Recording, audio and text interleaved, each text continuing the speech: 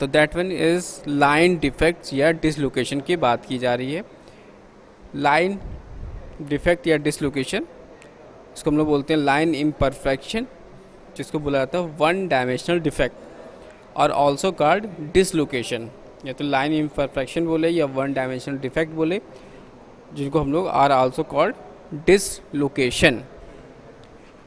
They are abrupt change in regular ordering of atoms along a line bracket में dislocation line in the solid. They occur in high density and strongly influence the mechanical properties of material. तो ये हमें कहाँ मिलेगा? They occur in high density and strongly influence करेगा mechanical properties of the materials की. They are characterized by the Burger vector है, यहाँ पे हमने आपको इंडिकेट किया था बाय द किसके थ्रू? By the Burger vector. Second B, आगे बढ़ते हैं तो whose directions and magnitudes can be determined by constructing a loop around the distributed region and notice the extra interatomic spacing needed to close the loop. The Berger vectors in metals points in a close packed lattice direction. It is unique to dislocation. तो यहाँ पर देखिए अब वर्जर vector का बहुत importance हो जाता है यहाँ पर। और dislocation occurs when an extra incomplete plane is inserted. Dislocation हमें कब मिलेगा? Dislocation occur when an extra incomplete plane is inserted. The dislocation line is at the end of the plane. Dislocation can be best understood by referring to two limiting edges, that is edge dislocation and screw dislocation. यानी line imperfection में हमारा दो आएगा आपका, जो to limiting cases होगा, एक होगा एज डिसलोकेशन का और दूसरा होगा स्क्रू डिसलोकेशन का। तो एज डिसलोकेशन को हम लोग थोड़ी समझते हैं कि व्हाट इज एज डिसलोकेशन, जिसको हम लोग बोलते हैं टेलर ऑरन डिसलोकेशन भी, जो कि characterize by the Burger vector, जो कि मैं आपको बता चुका हूँ। Burger vector that is perpendicular to the dislocation line. कैसे होगा? Burger vector that is perpendicular to the dislocation line, और it may be described as an edge of an extra plane of atoms within a crystal structure. आगे बढ़ते हैं हम लोग, देखते हैं कि ये जो रीज़न है, this region of compression and tension, कहाँ पर? ये जो रीज़न है, this region of compression and tensions are associated with the edge dislocation. Thus the region of compression and tension are associated with an edge dislocation because of extra incomplete plane of atoms. Because of extra incomplete plane of atoms, the atoms above the dislocation line are squeezed together and are in state of compression. compression आपको पता ही है, जहाँ पे हम लोग जो force है वो दोनों एंड से इनसाइड की ओर लग रहा है। टेंशन में जो फोर्स जो लगते हैं वो हमारे आउटसाइड द एरिया लगते हैं। तो squeezed together and are in state of compression where atoms below the pulled apart and experience tensile stress. जैसे मैंने आपको भी बताया टेंसाइल्स के बारे में, टेंसाइल और कंप्रेशन प्रॉपर्टीज़ के बारे में। जो एज डिसलोकेशन है is considered positive line, positive edge dislocation जो हमारा कंसीडर होगा positive when compressive stresses present above the dislocation line. यानी एज डिसलोकेशन हमारा कैसा होगा? एज डिसलोकेशन, यहाँ पे आप देख सकते हो एज डिसलोकेशन, इसको मैं और थोड़ा सा जूम कर देता हूँ तो आप यहाँ पे देख सकते हैं कि edge dislocation considered positive when compressive stress present above the dislocation line, above the dislocation line and is represent by, आप यहाँ देख सकते हो कि ये जो टी है ये उल्टा बना हुआ है, दैट इज़ उल्टा टी। तो ये हमारा इंडिकेट करेगा edge dislocation is considered positive. अगर उल्टा टी का इंडिकेशन है तो आप बोलोगे पॉजिटिव है, यानी positive dislocation. Edge dislocation is considered positive when compressive stress present above the dislocation line, यानी एज डिसलोकेशन जो होगा वो कंसीडर करेंगे पॉजिटिव जब कंप्रेसिव स्ट्रेस जो होगा वो present above the dislocation line पर, and is represent by this symbol. If the state is opposite, अब हमने क्या कर दिया, स्ट्रेस स्टेट हमने क्या कर दिया, अपोजिट कर दिया, that is compressive stress exit below the dislocation line, it is considered state is opposite to considered as a negative edge dislocation। जब हमारा क्या हो रहा है, if the stress state that is compressive stress exit कर रहा है, तो that is below the dislocation line, तो it is considered as a negative edge dislocation, जो कि रिप्रेजेंट बाय दिस टी। तो यानी अगर ये सिंबल है तो आप कहोगे नेगेटिव डिसलोकेशन है, नेगेटिव है, और अगर ये सिंबल है तो आप बोलोगे दैट इज ये this one is your positive होगा और this one is your negative. यानी उल्टा टी जो है हमारा यहाँ पर ये रिप्रेजेंट कर रहा है पॉजिटिव डिसलोकेशंस को, और यहाँ पर ये जो टी है ये आपका नेगेटिव को रिप्रेजेंट कर रहा है। तो इसको हम लोग डायग्राम के माध्यम से समझते हैं। तो आप यहाँ पर देख रहे हो there are a straight line, this is the और यहाँ पर किस तरह से ये टिल्ट हो रहा है इन दिस कंप्रेसिव वे में, और यहाँ पर आप देख रहे हो कि डिसलोकेशन जो है वो आपकी क्या है, इनसाइड है, यानी this is symbol of positive edge dislocation. और यहाँ पर क्या हो रहा है, दिस इज द नील जो ये आपका ब्लू कलर का, that is your reason of compression, और नीचे को आप देख रहे हैं जो रेड कलर का है that is your reason of tension. तो ये पॉजिटिव एज इट डिसलोकेशन का डायग्राम हो गया, जहाँ पर आप इंडिकेशन कर सकते हैं, लाइन आपने ड्रॉ करी, यहाँ पे एटम की पोजीशन दिखाई, और अपर साइड आपने दिखाया रीजन ऑफ कंप्रेशन, और नीचे की ओर दिखाया region of tension, this is the T. यहाँ पे आप देखते हैं another side that is negative edge dislocation में, तो ऑब्वियस के बाद दैट इज टेंशन जो है आपका ऊपर की ओर लग रहा है। देखिए यहाँ पर जो रेड कलर है that is your reason of tension ऊपर की ओर होगा, और रीजन ऑफ कंप्रेशन जो होगी वो नीचे की ओर होगा, that is negative edge dislocation. तो positive edge dislocation and negative edge dislocation आपको क्लियर हो गया। तो आगे बढ़ते हैं। तो a pure edge dislocation can be glide या slip in directional perpendicular to the length along its Berger vector in the slip plane। कौन सा प्लेन होगा, स्लिप प्लेन, जो कि made of B and T vectors on which dislocation moves by slip while conserving number of atoms in the incomplete plane। It may move vertically by process known as CLIM, or its diffusion of atoms or vaccines can take place at appropriate rate। Atoms are added to the incomplete plane for negative CLIM, that is the complete plane increase in extent downwards and vice versa। Thus CLIM motion is considered as a non-conservative movement by CLIM is controlled by the diffusion process। So this one your as dislocation has been completed। Another बात करते हैं कि screw dislocation की, या हम लोग इसको बोलते हैं Burger dislocation, has it dislocation line parallel to the Burger vector.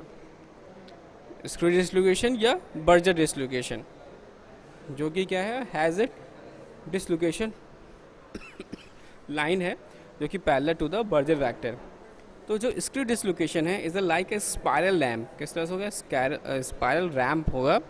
यहाँ पे आप देख सकते हो screw dislocation is like a spiral ramp with an imperfection line down its axis। Screw dislocation result when displacing planes relative to each other through shear, or shear stresses are associated with the atoms adjacent to the screw dislocation, therefore extra energy is involved।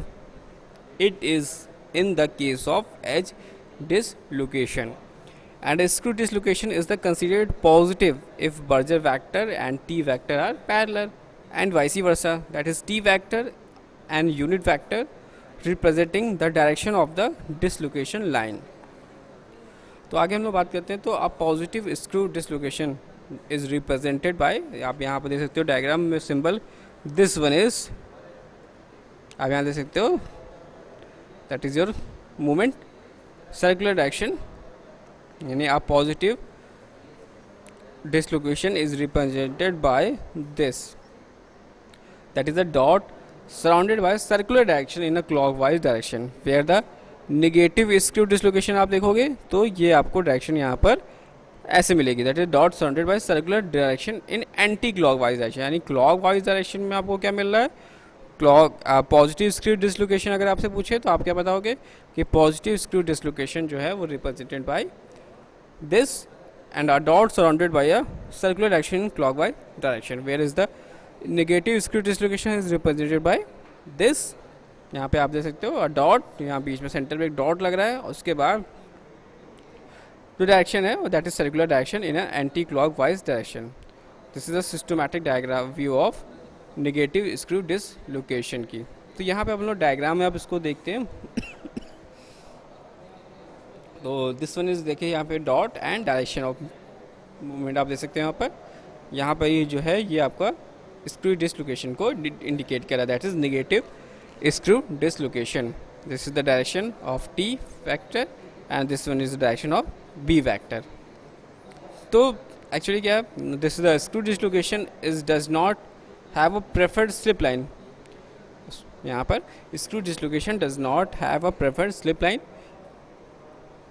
and edge dislocation has, and thus the motion of screw dislocation is less restricted than the motion of an edge dislocation. Screw dislocation क्या है, less restricted है as compared to edge dislocation, as there is a no preferred slip line plane. Screw dislocations can occur slip onto another plane and continue its glide under favorable stress conditions. However, screw dislocations cannot move by climb process, whereas edge dislocation can be cross slip. यहाँ पे can not cross हिसाब से यहाँ पे indication कर रहा है, whereas जो एज डिसलोकेशन होगा वो कैन नॉट क्रॉस स्लिप होगा। So that means dislocation more commonly originate during the plastic deformation, during solidification, and a consequence of thermal stresses and the result from rapid cooling. Edge dislocations arises when there is a slight mismatch in orientation of adjacent parts of the growing crystal, and a screw dislocation allows easy crystal growth because additional form atoms can be added to the step of screw. Thus the term screw is apt because the step swing around the axis as growth proceed. आगे हम लोग पढ़ते हैं देखते हैं, तो यहाँ पे साफ साफ इंडिकेशन किया जा रहा है कि unlike the point defect, these are not thermodynamically stable.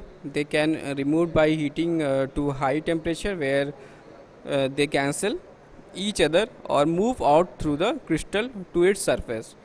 Virtually बात करें तो all crystalline materials contain some dislocation.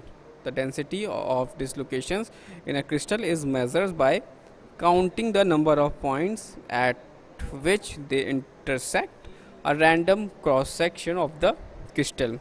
These points, called itch pits, can be seen under microscopic in a annealed crystal. The dislocation density range कितनी हो जाएगी, 10 to the power 8 से 10 to the power 10 metre square.